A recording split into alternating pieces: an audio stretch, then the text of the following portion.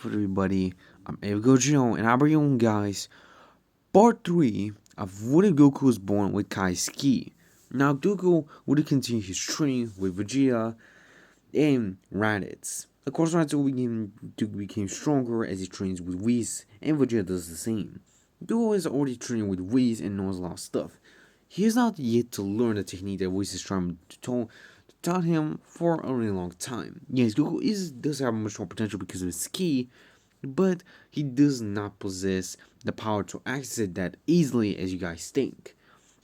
Goku does not possess any transformation beyond Rose, but he does have Rose Evolution, which is an incredibly powerful transformation that he can use and stack Kaioken on top. While Vegeta being trained on not only by Whis, but also Goku, Vegeta gets even more powerful. He actually is able to actually surpass Raditz. And Vegeta is the strongest next to Goku. With his power and his Super Saiyan Blue evolution after he is able to achieve it, rivals Goku's power in his evolution Rose mixed with Kaioken, which is pretty impressive to say the least. The Saiyan Prince is getting stronger and stronger by the day. Of course, Beerus would have noticed the energies of the two Saiyans, or you could say three Saiyans. Raditz would not have been that noticeable to Beerus because his power being a little bit lower than Goku and Vegeta.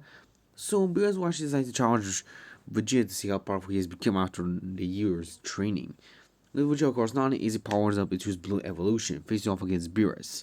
The battle is actually incredibly close than anyone should have expected. Of course, Goku knows that he was actually close to Beerus' power, but if he's actually stronger than Vegeta and Vegeta is able to keep up with Beerus that easily, then maybe he's actually above Beerus.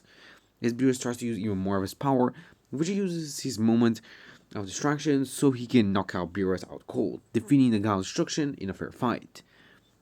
Of course, Beerus will be surprised at how he lost, but he does respect his loss. So Vegeta even wants to become a new God of Destruction. Vegeta is wondering why he didn't he offer it to Goku. But Beerus can already tell that Goku does not want the role of a God of Destruction. He can sense it in his heart. He possesses the power of a god, but his heart is that of a mortal. And Vegeta possesses both qualities. His power is incredibly destructive, but it's also balanced due to his mind.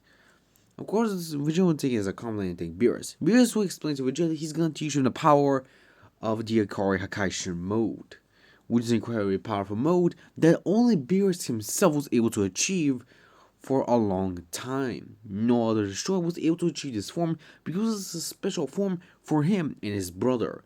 And he's the only one in his species who was able to achieve it. It's because he was practically the strongest and even more powerful.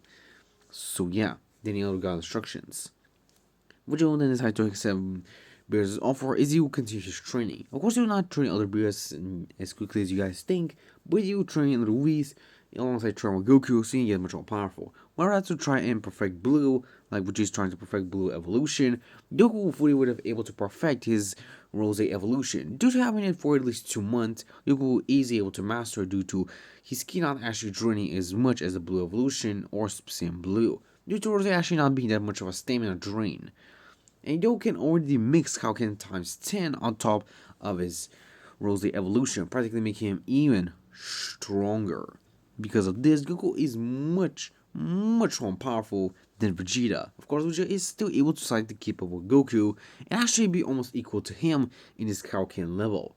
This just proves how Vegeta is actually able to compete with Goku, able to achieve true evolution of Super Saiyan Blue. With his power, Vegeta is easily able to become the bound between himself and Goku, with both of them being the strongest in their universe. If you're wondering, both Goku and Vegeta can already defeat Beerus if they wanted to, so this is how powerful these Goku and Vegeta are. Eventually, we start actually getting a distress call from the Namekians of someone using Dragon Balls for something evil. Goku and Vegeta would have noticed it alongside Raditz, as they would use instant transmission to teleport to Namek. But as soon as they heard on one wishing for limitless ki, the boy is surprised to actually hear this voice because it sounds incredibly familiar. He wonders why.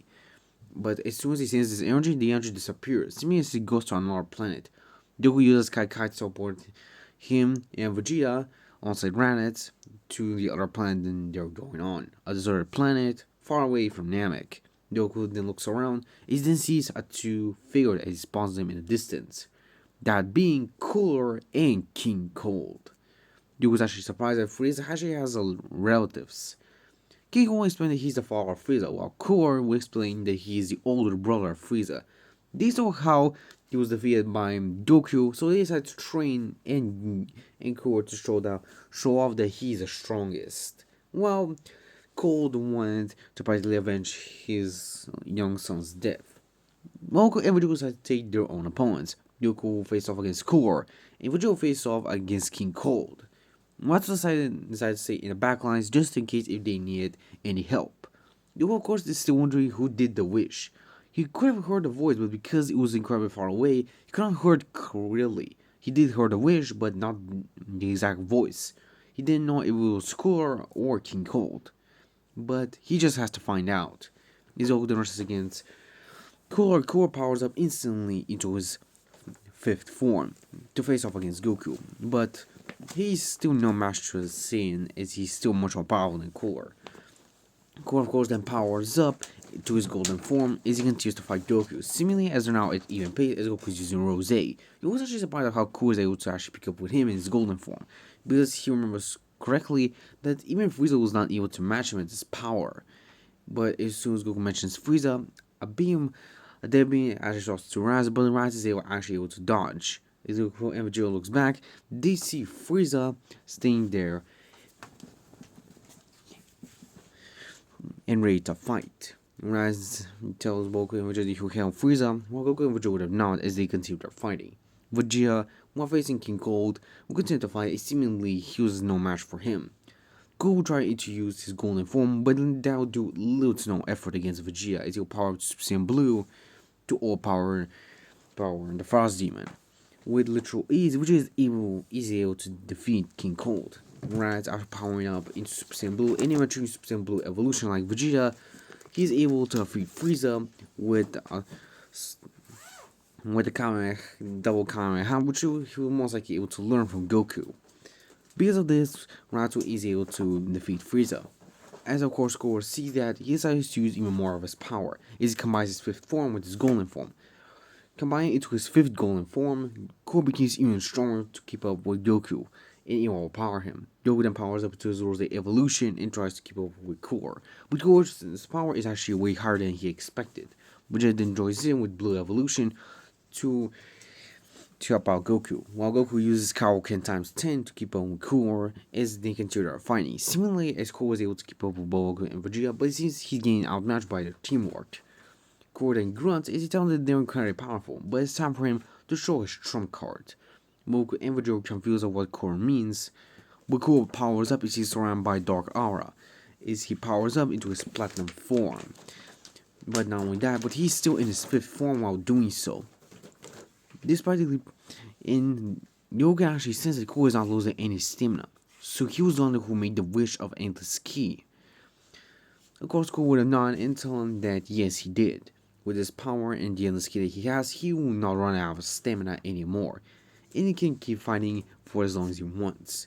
Goku and Vegeta knows that it's currently bad, and they must resort to incredibly big efforts, but they're not sure if they're able to defeat Core by themselves. But guys, this is the end of this part. Make sure to like, subscribe, and never miss a new video. See you next time, my Z fans. Bye.